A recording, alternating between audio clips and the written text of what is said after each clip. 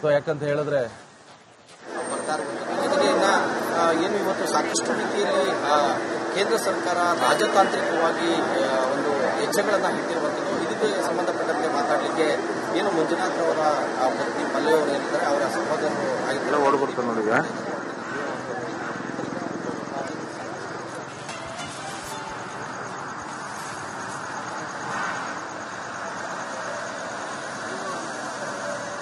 ನೋಡಿ, ಎಲ್ಲವೂ ಕೂಡ ಈಗ ಗಮನಿಸ್ತಾ ಇದ್ವಿ ಏನೆಲ್ಲ ಪ್ರೊಸೆಸ್ ಇರುತ್ತೆ ಅಂತ ಹೇಳ್ಕೊಂಡು. ಈಗ ದೆಹಲಿಯಿಂದ ಸೀದಾ ಬೆಂಗಳೂರು ಕೆಂಪೇಗೌಡ ಏರ್ಪೋರ್ಟ್ಗೆ ಮೃತದೇಹ ಶಿಫ್ಟ್ ಮಾಡಲಾಗುತ್ತೆ. ಅಲ್ಲಿಂದ ಕೆಂಪೇಗೌಡ ಏರ್ಪೋರ್ಟ್ನಿಂದ ವಿಶೇಷ ವಿಮಾನದ ಮೂಲಕ ಬಂದಿರುವಂತಹ ಇದೇ ಮೃತದೇಹವನ್ನ ಒಳಗಡೆ ಅಲ್ಲಿ ಸೋಮಣ್ಣ ಅವರು ಇದ್ದಾರೆ. ಸೋಮಣ್ಣ ಅವರು ಅವರ ಕುಟುಂಬಸ್ಥರಿಗೆ ಹಾಗೆ ಅಲ್ಲಿ ಅಧಿಕಾರಿಗಳು ಕೂಡ ಅವರ ಕುಟುಂಬಸ್ಥರಿಗೆ ಸಾಂತ್ವನವನ್ನ ಹೇಳಲಾಗ್ತಾ ಇದೆ. ಜೊತೆಗೆ ಈಗ ಆಂಬ್ಯುಲೆನ್ಸ್ ಹೋಗ್ತಾ ಇರುವಂತಹ ದೃಶ್ಯ ಇದು. ನೇರ ದೃಶ್ಯಾವಳಿಯನ್ನ ನೀವು ಗಮನಿಸ್ತಾ ಇರಬಹುದು ಟಿವಿ ಸ್ಕ್ರೀನ್ ಮೇಲೆ. ಈಗಾಗಲೇ ಆಂಬ್ಯುಲೆನ್ಸ್ ಒಳಗಡೆ ಹೋಗ್ತಾ ಇದೆ. ಈ ಆಂಬ್ಯುಲೆನ್ಸ್ ನಲ್ಲಿ ತೆಗೆದುಕೊಂಡು ಮೃತದೇಹವನ್ನ ಶಿವಮೊಗ್ಗಕ್ಕೆ ಹೋಗಲಾಗುತ್ತೆ.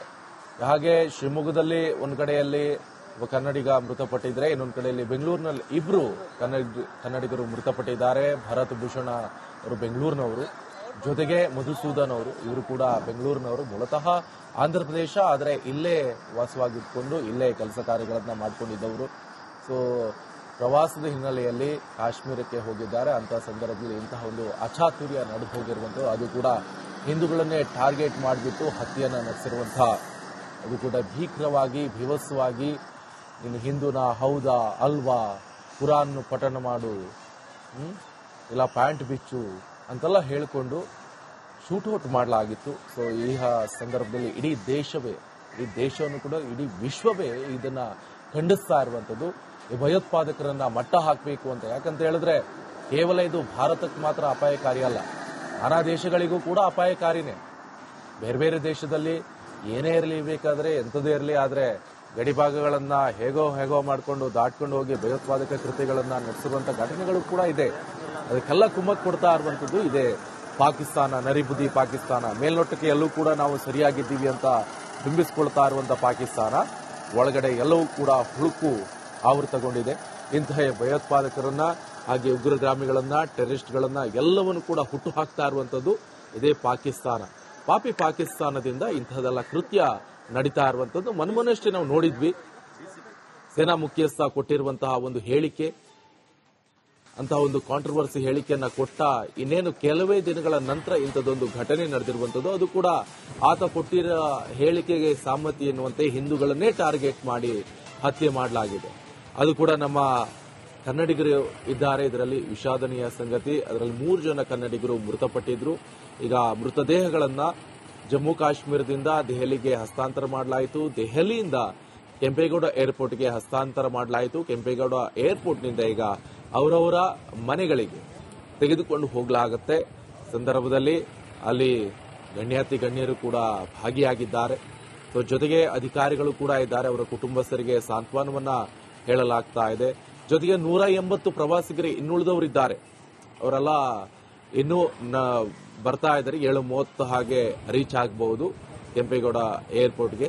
ಸೊ ಅವ್ರನ್ನೂ ಕೂಡ ಬರಮಾಡಿಕೊಳ್ಳುವಂತ ನಿಟ್ಟಿನಲ್ಲಿ ಅವರ ಕುಟುಂಬಸ್ಥರು ಕೂಡ ಇದ್ದಾರೆ. ಕೆಲವರೆಲ್ಲ ಅದೃಷ್ಟ ಚೆನ್ನಾಗಿದೆ ಅನ್ಸುತ್ತೆ, ಕೆಲವರೆಲ್ಲ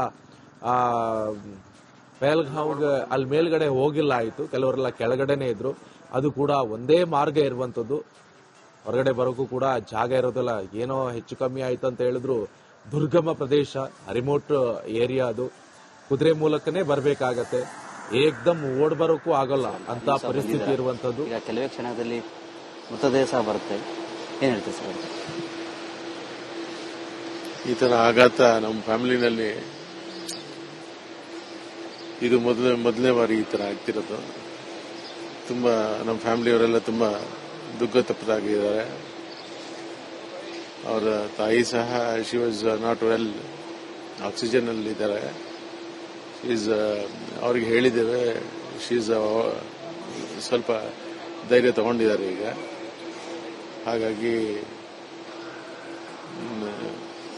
ಈಗ ಏರ್ಕ್ರಾಫ್ಟ್ ಅಲ್ಲಿ ತಮ್ಮ ಪ್ರೀತಮ್ ಅಂತ ಅವರ ಭರತ್ ಭೂಷಣ್ ಅವರ ಅಣ್ಣ, ಮತ್ತೆ ಅವರ ಮಿಸಸ್ಸು, ಮತ್ತೆ ಮಗು, ಮತ್ತೆ ಸ್ನೇಹಿತರು ಬರ್ತಿದ್ದಾರೆ ಅಲ್ಲಿಂದ.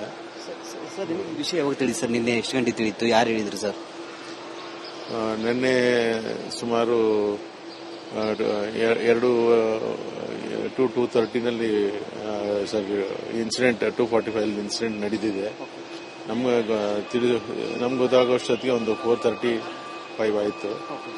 ಸೊ ಅಷ್ಟೊಳಗಡೆ ಅವ್ರ ಅಣ್ಣವರು ಕೆಲಸದಲ್ಲಿದ್ದರು.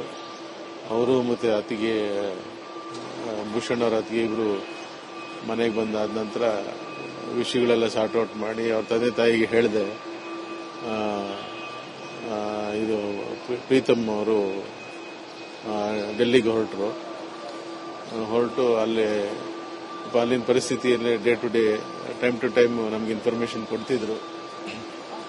ಕೊಟ್ಟು ಫ್ಯಾಮಿಲಿಯವ್ರಿಗೆ ನೈಟ್ ಪೂರ್ತಿ ನಾವು ಹೇಳಲೇ ಇಲ್ಲ. ನಿನ್ನೆ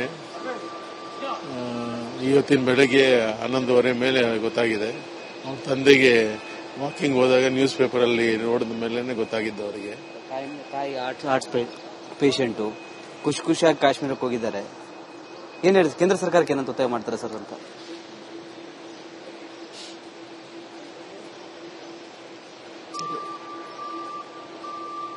ಇನ್ಸಿಡೆಂಟ್ ನಡೆದಿದೆ. ನಮಗೆ ದೇಶ ಮುಖ್ಯ, ಎಲ್ಲದಕ್ಕಿಂತ ದೇಶ ಮುಖ್ಯ. We are for our nation. ನಮ್ಮ ರಾಜ್ಯದಲ್ಲಿ 3, ಬೇರೆ ದೇಶದ ರಾಜ್ಯದವರು ಸುಮಾರು 26 ಜನ ಮೃತರಾಗಿದ್ದಾರೆ ಈ ದುಷ್ಟ ವ್ಯಕ್ತಿಗಳಿಂದ, ಉಗ್ರಗಾಮಿಗಳಿಂದ. This is brutal. ಈ ತರ ಆಗಬಾರ್ದು, ಯಾವುದೇ ದೇಶದಲ್ಲಿ ಆಗಬಾರ್ದು. ನಮ್ಮ ಸ್ಟೇಟ್ ಇಂದ 3 ಜನ ಹೋಗಿದ್ದಾರೆ. ಅವ್ರ ಫ್ಯಾಮಿಲಿಗೂ ಮತ್ತೆ ತೀರ್ಕೊಂಡಿರೋರಿಗೆ ಚಿರಶಾಂತಿ ಆಗಲಿ ಅನ್ನೋದು ಬಯಸ್ತೇವೆ. ಮಾಡುವಾಗ ಹಿಂದೂನಾ ನೀ ಮುಸ್ಲಿಂನಾ ಅಂತ ಕೇಳಿ ಪ್ಯಾಂಟ್ ಬಿಚ್ಚಿ ವಿಕೃತವಾಗಿ ಮಾಡಿದ್ದಾರೆ ಸರ್. ಮಂಜುನಾಥ್ ರಾವ್ ಅವರ ಮಗನ ಹೆಂಡತಿ ಮುಂದೆ ಶೂಟೌಟ್ ಮಾಡಿದ್ದಾರೆ.